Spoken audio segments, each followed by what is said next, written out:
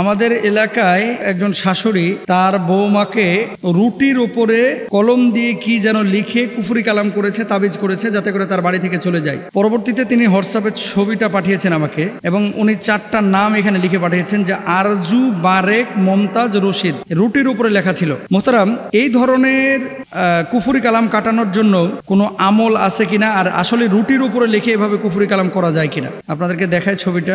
এই যে দেখেন, আর রুটির উপরে লিখছে, শুরুতে কিছু আরবি লেখছে রুটির উপরে, রুটিটাকে প্রথমে গরম করেছে, তারপরে আরবিটা লেখছে, লেখার পরে এই যে আরজু, রশিদ, বারিক এরকম নাম লেখছে, আর ওপরে লিখেছে মোহাম্মদ, আহমদ, এরকম কি যেন আরবি সংখ্যা স্পষ্ট করে লেখে নাই। বাংলাদেশে এই ধরনের কাজ যারা করে, বুঝে শুনে কেউ যদি কুফরি কালাম করে, ওর ইমান থাকবে না, ও কাফের হয়ে যাবে। জোরে বলেন একবার নাউজুবিল্লাহ।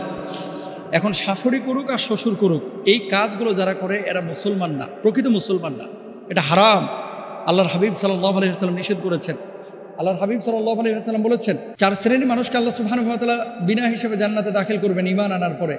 যারা গণকের কাছে যায় না, যারা জ্যোতিষীর কাছে যায় না, এই ধরনের কুফরি কালাম করে না, যারা অশুভ লক্ষণ বিশ্বাস করে না, যারা দাগ কেটে চিকিৎসা গ্রহণ করে না, যারা আল্লাহর উপরে তাওয়াক্কুল করে, ওয়ালা রব্বিহিম ইয়াতাওয়াক্কালুন, স্পষ্টভাবে আল্লাহর হাবিব বলেছেন। এখন রুটির উপরে এইভাবে লিখে কোনো শাশুড়ি যদি কোনো বৌমার ক্ষতি করতে চায়, অনেক সময় বৌমারা শাশুড়ি ক্ষতি করতে চায়, অনেক সময় শাশুড়ি বৌমার ক্ষতি করতে চায়, কুফরি কালাম করে, তাবিজ কবজ করে, এগুলো তাবিজ নিয়ে এসে, মিষ্টি পড়া নিয়ে এসে তার ক্ষতি করতে চায়। যারা এই কাজগুলো করবে, এই মানুষগুলো টুডে টুমোরো যদিও তার ক্ষতি করবে, তারা নিজেরাও ধরা খাবে। আপনাকে একদিন মরতে হবে না? তাহলে এখন করণীয় কি?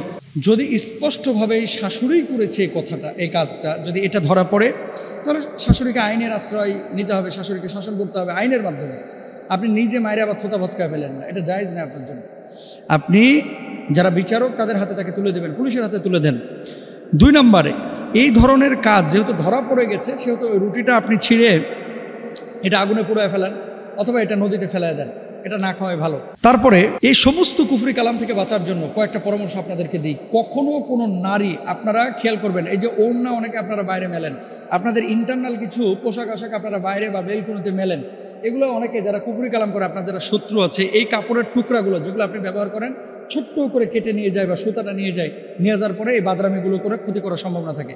এই জন্য কাপড় চুপড় এগুলো সেফ জোনে মেলবেন, যেই জায়গাটায় আসলে উন্মুক্তভাবে কেউ যায় না, মানে আপনার কাপড়টা নিয়ে কেউ ক্ষতি করতে পারবে না। অনেক সময় মেয়েরা মাথার চুল এটাকে খুলে কি করে, যেখানে সেখানে খোলা, মানে কি বুঝেন নাই, চুল আঁচড়াইতেছে, চুল কিছু ঝরে পড়ে, এগুলো গোল করে ওই এক জায়গায় গুজিয়ে রেখে দেয়। যারা কুফরি কালাম করে, জাদুটোনা করে, এই চুলগুলো নিয়ে কিন্তু খারাপ কাজ করে। 3 নম্বর আরেকটি বিষয়, আপনি আপনার নখগুলো কেটে সাধারণত আপনারা ফেলায় দেন। যদি কেউ ক্ষতি করতে চায়, আপনার নখ নিয়ে কিন্তু ক্ষতি করতে পারবে। আল্লাহ রাসূল সাল্লাল্লাহু আলাইহি ওয়াসাল্লাম নিজের ক্ষতি করেছিল, যার পরিপ্রেক্ষিতে আল্লাহ সুবহানাহু ওয়া তাআলা 2টা সূরা নাজিল করেছিলেন। নবীজি অসুস্থ ছিলেন প্রায় 6 মাস। খেয়াল করেন, সারাক্ষণ মাথা ঘোরায়, শরীর ব্যথা করে, শরীর মেজাজ করে, কোনো রোগ ধরা পড়তেছে না। ওহী মারফত আল্লাহ তাআলা জানিয়েছিলেন যে আপনাকে এরকম জাদু করা হয়েছে।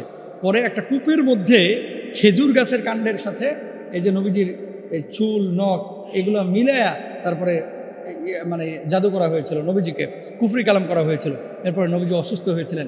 আল্লাহ সুবহানাহু ওয়া তাআলা 2টা সূরা নাজিল করলেন। 1 নম্বর কি? সূরা ফালাক। 2 নম্বর হচ্ছে সূরা নাস। সূরা ফালাক নাস আপনারা সবাই পারেন। এই সূরা ফালাক নাস আপনারা পড়ে ফুৎকার করবেন, ইনশাআল্লাহ তাআলা এই কুফরি কালাম কেটে যাবে। আর ঘরের মধ্যে কোনো তাবিজ কবজ যদি পান, এই তাবিজ কবজগুলো সাধারণত সাথে সাথে পুড়ায় ফেলবেন অথবা নদীতে ফেলায় দেবেন। আর অথবা কোনো স্কলারকে দেখাবেন যে আসলে এটা কিসের, যারা রাখি, যারা রুকিয়ে নিয়ে কাজ করে, এদেরকে দেখাবেন। পুতু পবিত্র থাকবেন এবং কেউ কারো ক্ষতি করার চেষ্টা করবেন না। বাসার মধ্যে সূরা বাকারা যত পারেন অডিও আকারে চালিয়ে রাখবেন। তারপরে আয়াতুল কুরসি পড়ে বুকে ফুৎকার দেবেন।